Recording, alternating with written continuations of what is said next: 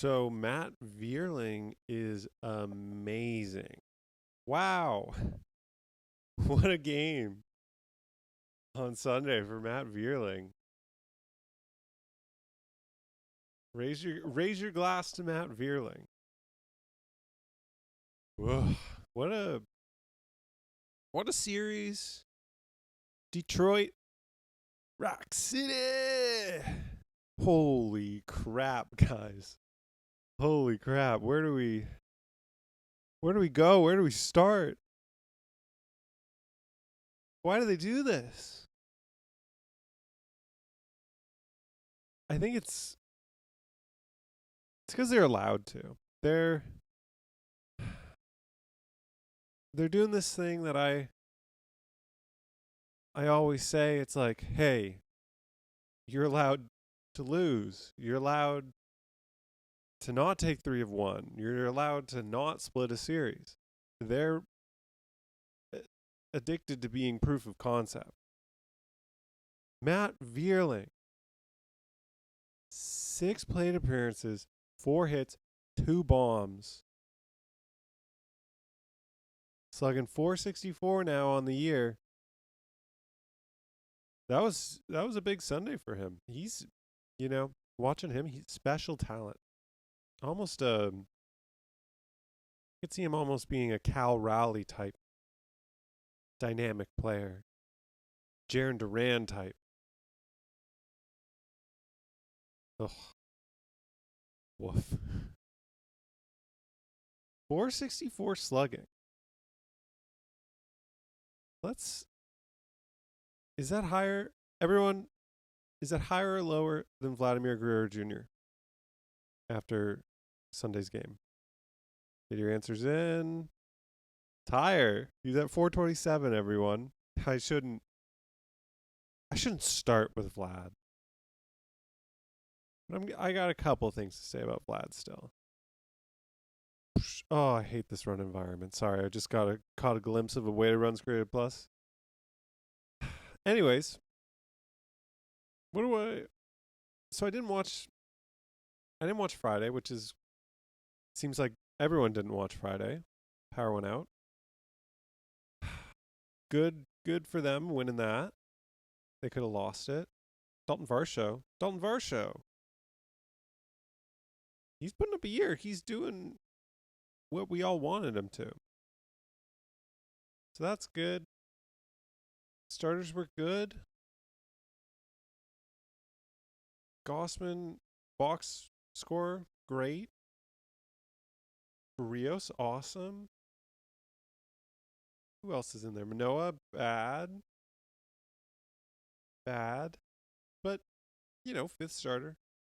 That's a 5th starter performance. I'm fine with it.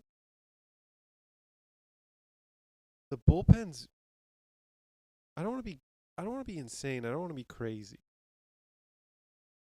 I want to be sane. I want to be John Gray. But here it is. The bullpen's the worst part of this team. I feel like the bullpen's the worst part of this team. It feels a little hopeless at the moment. Like, maybe, right, relievers bite the dust all the time. All the time. Is it crazy to come on here and just be like, Jordan Romano's never coming back? That's a little crazy. But he's not been good at all this year. That was really bad. Eric Swanson, no. Tim Meza, no. Jimmy's been great. Had a horrible Sunday rather. But, he was bad last year.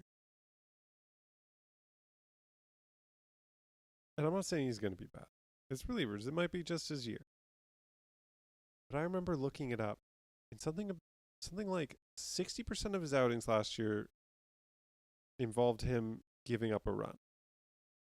Now that might be another reliever letting an inherited runner. But more than half the time he pitched last year, a run was attributed to him. But he's been everything you could ask for and more. And he stunk. He stunk today. Maybe the maybe the Detroit maybe the Detroit Tigers have too many good hitters. Maybe it's that. Boy, Mark Canna in the 3-hole.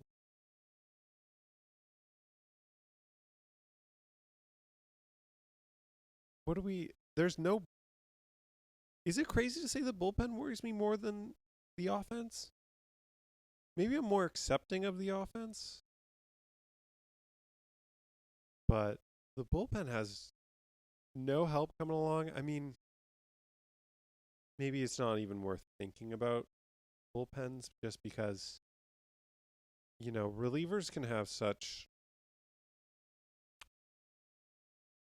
they can have numbers that are skewed. Like, and they can also just go on crazy runs. I mean, Jose Leclerc for the Rangers was not a good pitcher. And then he was getting all the leverage in the playoffs. Josh Spores closed the World Series, and he was like a 5 ERA pitcher. So maybe I shouldn't expend any energy thinking about the bullpen, but Chad Green's help. Chad Green's help. If he is, what we think he's going to be, he is help.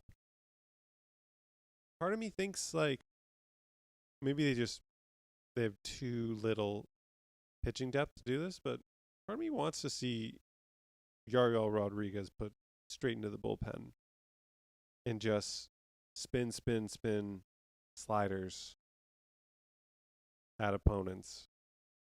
Because, he was a really fun starter to watch. Good as, I want him to start. I want him to start overall in the long run. See if he can. But he competes but I'd like him to be a good pitcher. Yeah, but otherwise, like, maybe they just need a random pop-up arm. They got to do a weird waiver pickup. Like, talked about it last time, Henny's just bad. Tim Meza's velo's up. That's good. Yeah, Romano and my buddy Ricky kind of texted me this, and it's true. That Romano just never took the next step of being like Class A, even though Class A is taking a step back, but just that top 5 reliever that a team kind of needs. And he's just slipped more from there. And he's just kind of good is his ceiling. Not ceiling. I don't, ceiling talk's so stupid, but realistic outcomes is he's good to maybe really good. I don't know if maybe I'm just being cruel. Maybe I'm just being so clouded by him being so bad. But he's lost to the bull. Think about all the games really. Obviously, like, the offense has not won very many games for the Jays, but right, there's so many moving pieces, butterfly effect, whatever, but the bullpen's lost more than a fair share of games that they just didn't lose in last year's season. Like Swanson against the Nationals, Swanson and Meza against the Yankees, Romano a couple times. Like, that's kind of added up.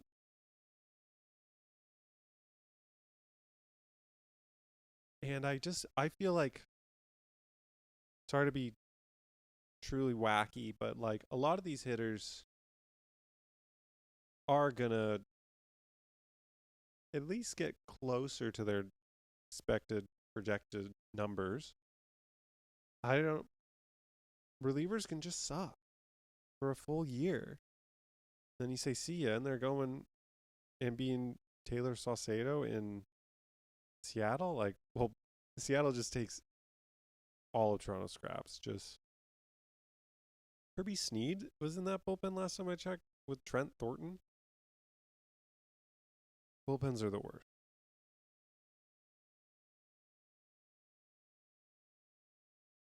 The defense wasn't great for Manoa, and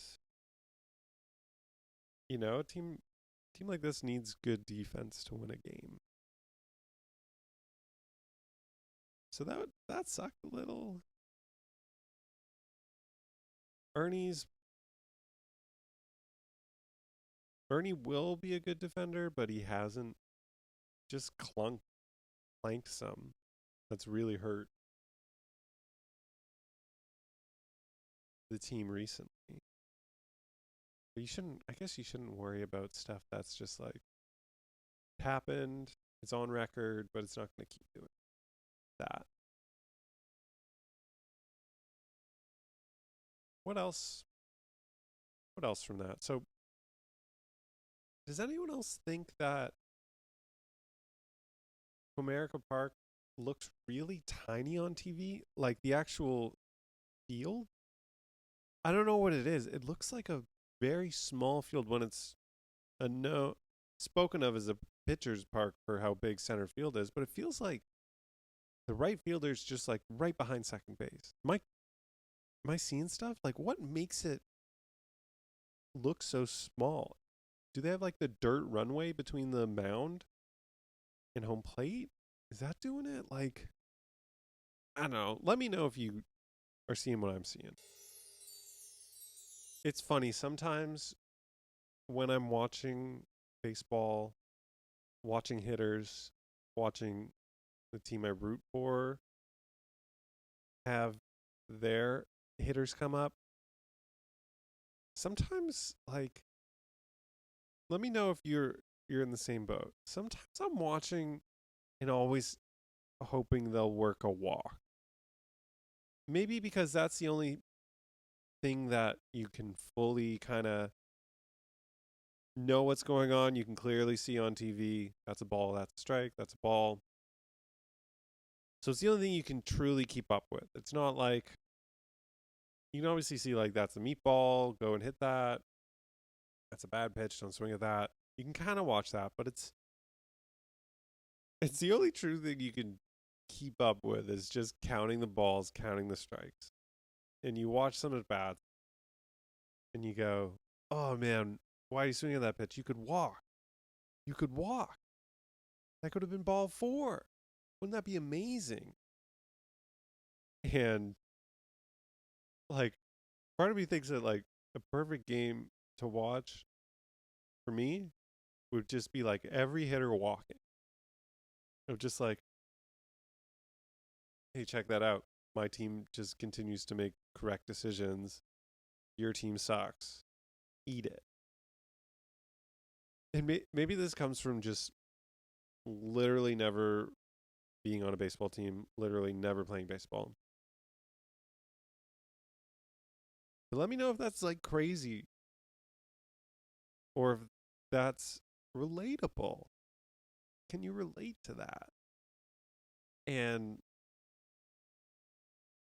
when I'm watching pitching, I don't know. I'm just like, I'm a little, not to always bring up not being on Twitter, but maybe as I just grow older, like I'm a little more like thinking in my head, like maybe this pitch would work. Maybe this pitch is stupid.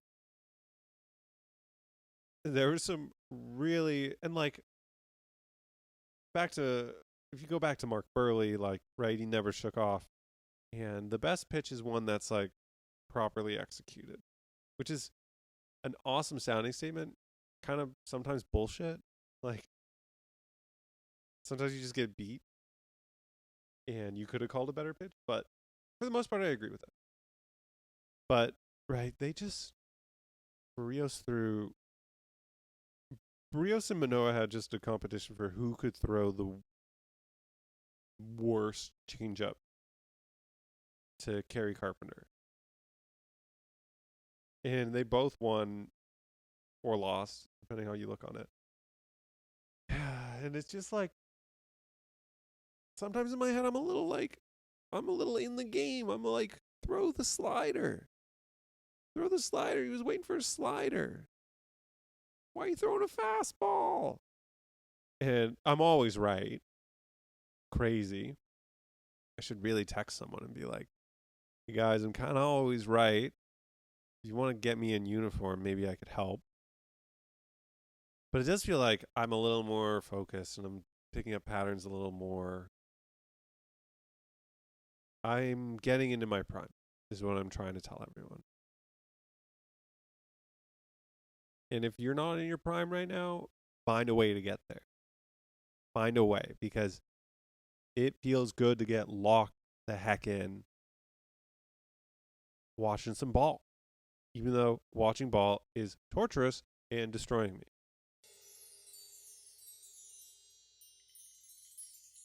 Here's where I'm going to talk a little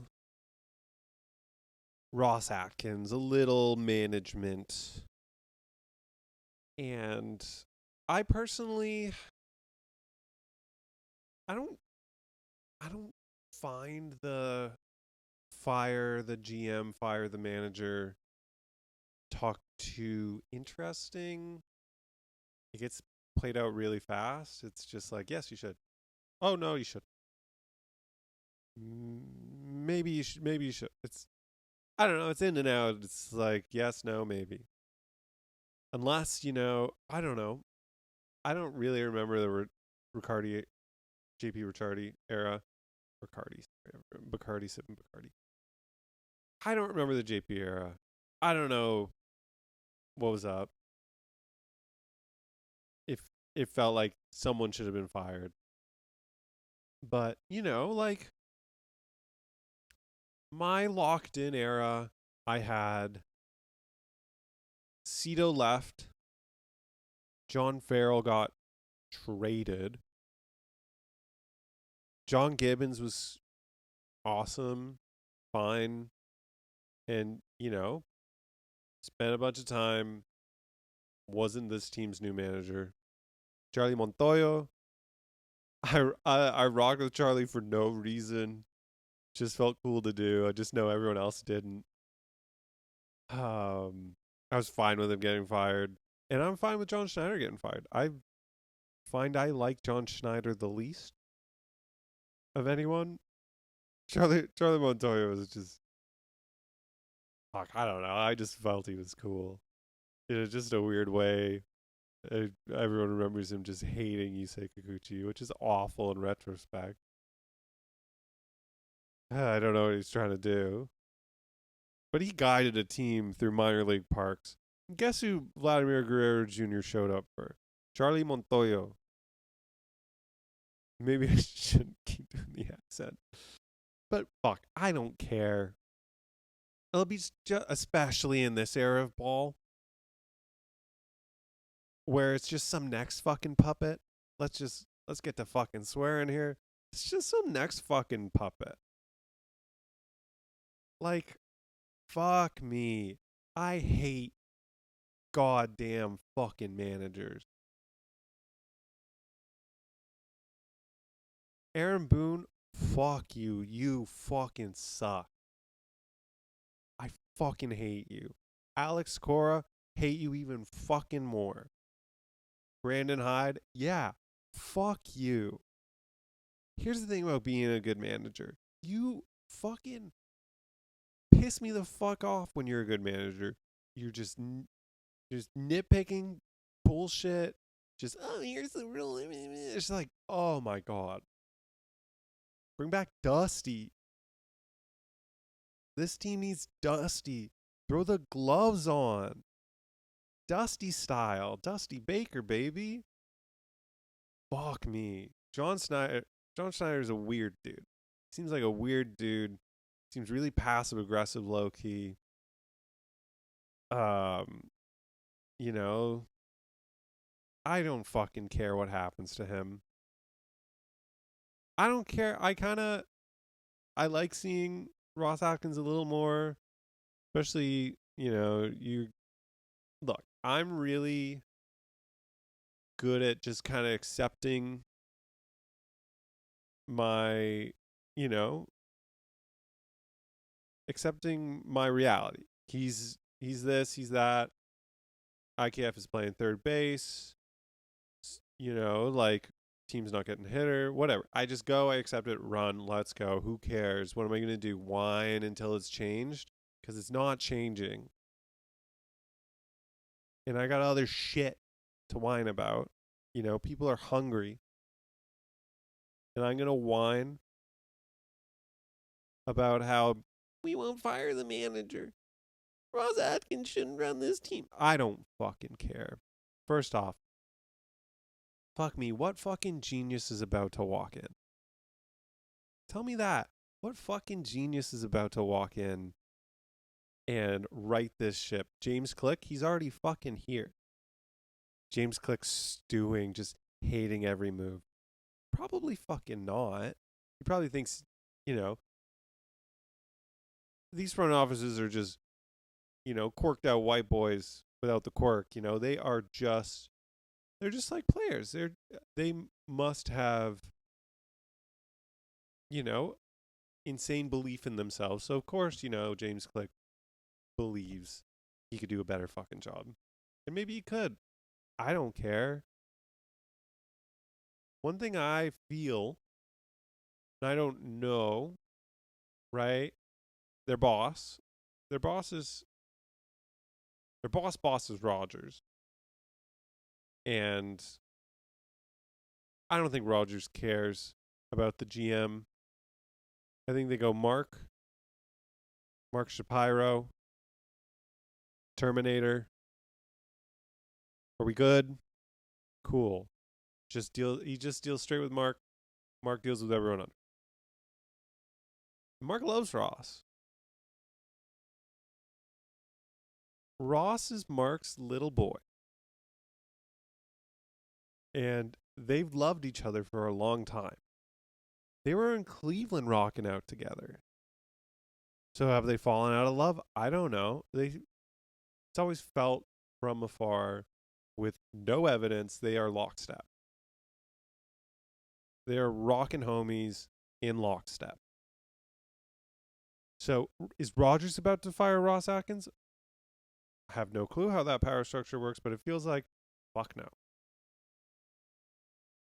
Is Mark going to? I don't know. I don't know if Ross is good or bad. I like believing in the team a little more maybe than I should. Like, sometimes it's like, and it's awful to think that I think this. It's like, oh, don't pinch hit for IKF. I want to see what he can do. I want to see what Ernie Clement can do with 4 at bat. It's like, fuck me. What are their ceilings? Get your head on straight, Mr. Baby. But you just have those players that you're just kind of rooting on. And Ross Atkins is a little like that. It's just like, hey, step back. I want to see what he can do. Even though, like, maybe he's Ernie Clement and is just like,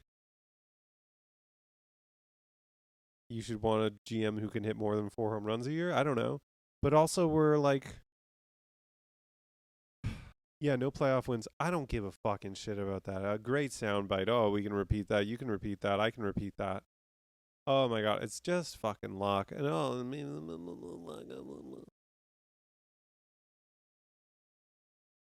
I don't think he's 3 or 4 years playoffs, whatever. Averaging 90 wins. He kind of has a track record. And it's one bad year. When last year was 89 wins.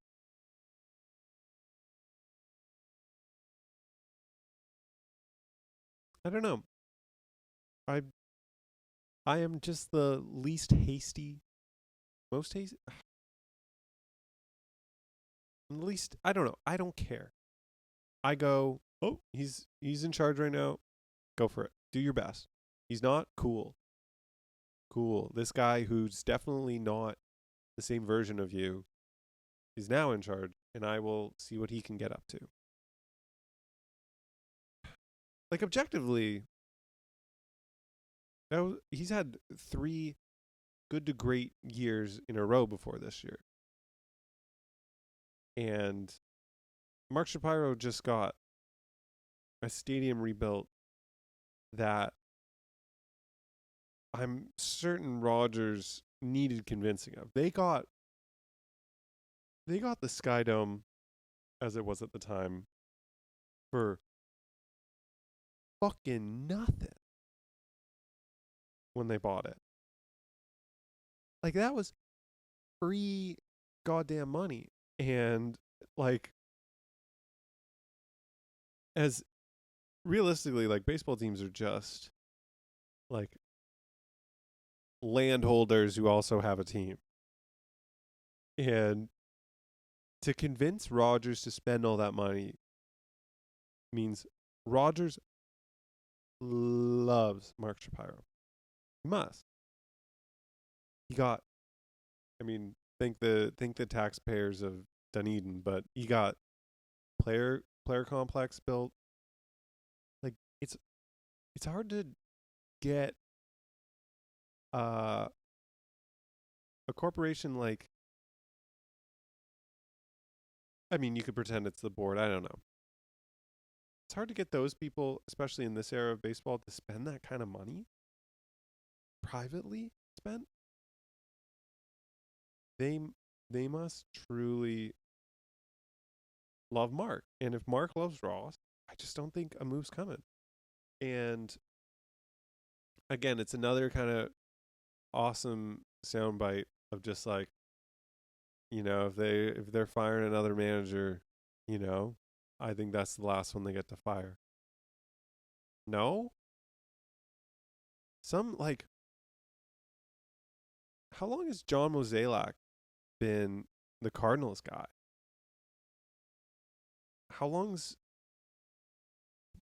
Brian Cashman's been there a long time? He's hasn't fired many. Um the White Sox, I mean, not a good organization to ever compare yourself to. The White Sox had Ken Williams forever just doing whatever, and you didn't need to fire a manager when you had MVP Aussie managing your team.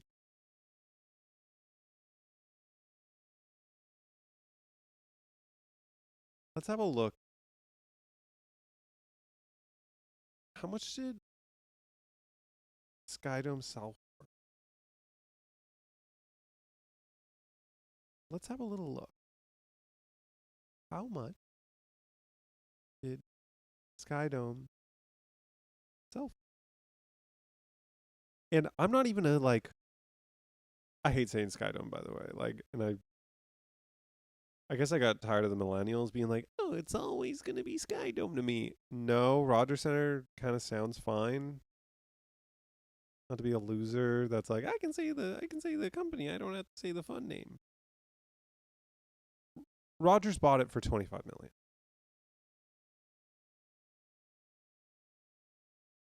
which that is prime land in the heart of Toronto. And might I remind you, it cost so much to get built. It cost 570 million to be built, and they bought it for 25 million. My dad always talks about that. Um, yeah, I don't know. I don't care. And I guess the last thing about Ross is, and I just want to be a little combative, is that if you care what Ross says at media availabilities, oh my God, go do something else. What do you want? Like, what would you ever want him to say besides say exactly what I want to hear from you? If that's your only answer, then like no. If you want to, oh, be candid, be whatever. Like him being candid would be like, I think the fans are fucking stupid. I've built the team that I think is gonna win. Hold the fuck off. Shut the fuck up. And I don't think you guys would like being called stupid. But I'm certain Ross thinks you're all fucking stupid. Like, I know that my field of work, I I think a lot of those people I interact with are fucking unbelievably hit your head against the wall stupid. And they're not even baseball fans for the most part. I don't know. But yeah, fuck me. What like yeah, Ross, maybe I just accept the terms of it, and I didn't accept the initial terms of like this is how GMs speak, whatever, I could be like, people shouldn't sound like this. Yeah, probably. But they do, and to ask them to sound different when they just can't tell you what you want to hear is insane. Insane to me. Yeah. I was listening to the post game as I was in the car on Sunday, and show was talking about how someone brought up that the Nationals were 12 games under 500 and won the World Series that year. And, he kind of was talking about, the 2015 Jays had stuff like that.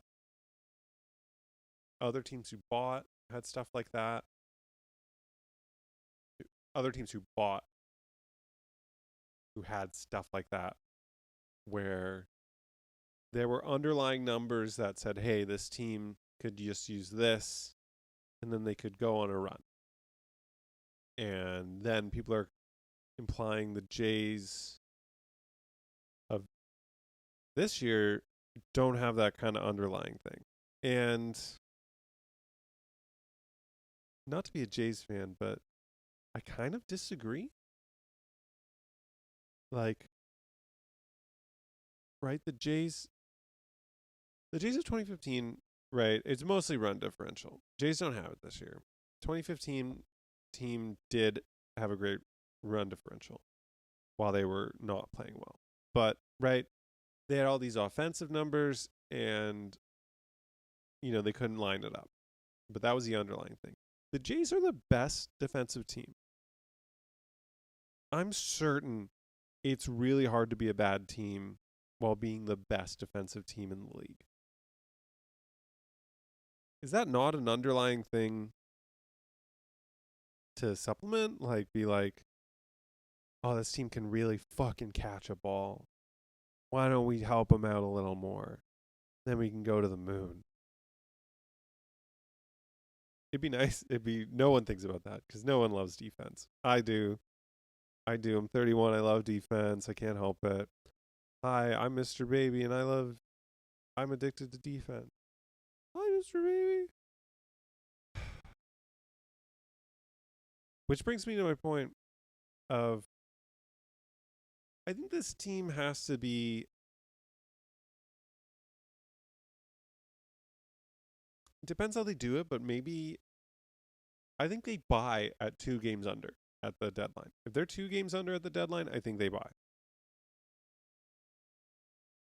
Anything else is just kind of not like heavy buy. I don't think they're doing any buying unless there's some future buying to do. We're buying Jake Berger. Sorry, Jake Berger. I'm playing. I'm I'm going with IKF, baby. IKF, you're my third baseman. His work in Detroit pushed him over 100 waiver unscrewed plus, baby. Our little man. But yes, I think I think they'll soft buy at anything near 500, either direction.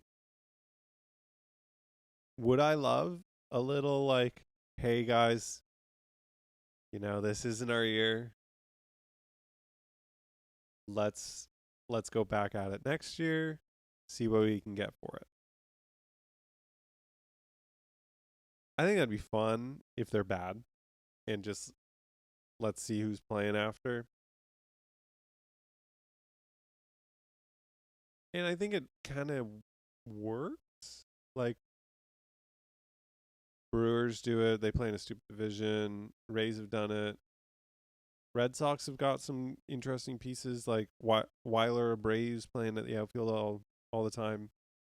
He's awesome for them so far. I'd have to double check numbers. I could be speaking out of my ass, which I generally never do. Everyone knows. Yeah, you just get a little transaction brain and be like, would a soft sell off rule?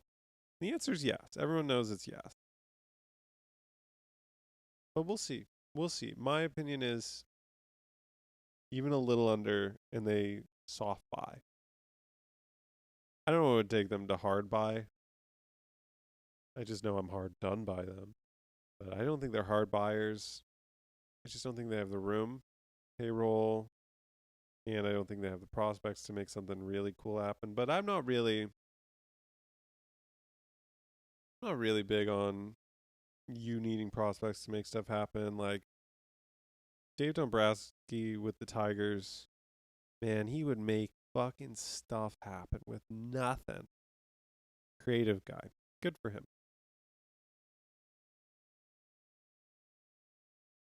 I wonder as well, like, what if they like packaged Springer's contract out and just kind of got nothing for it? I was thinking about that, and it's like, wonder how many times that, unless the owner's just straight up pocketing it. What if you're reinvesting that money from your payroll?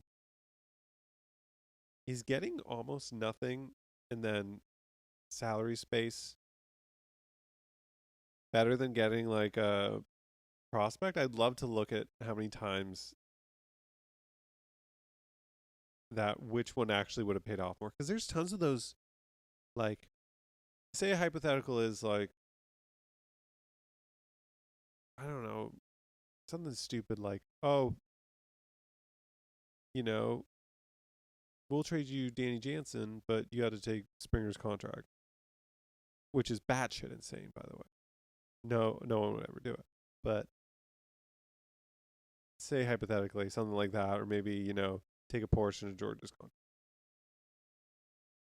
Like, would that be low key better than say whatever garbage you're gonna get for Danny Jansen, because nobody wants to ever give anyone anything anymore, which is awful. Like, come on guys. Come on guys. Let's like respect each other, respect the players, like show like you think stuff has value. But we're past that. We're post that. But I wonder. I'd have to look into it. I think that's I think that's about it for this one. I probably forgot a lot of crap. A lot of crap to talk about. I've been playing Sporkle for TikTok, which has been fun. I love playing Sporkle. So much better than being on Twitter. Just playing a Sporkle and remembering Corey Hart. Love remembering Corey Hart. I thought Corey Hart was fucking cool on the Brewers. I loved that Brewers team. Ricky Weeks on there. Fuck, that was a cool team. Sean Markham, Zach Greinke. So much better than being on Twitter.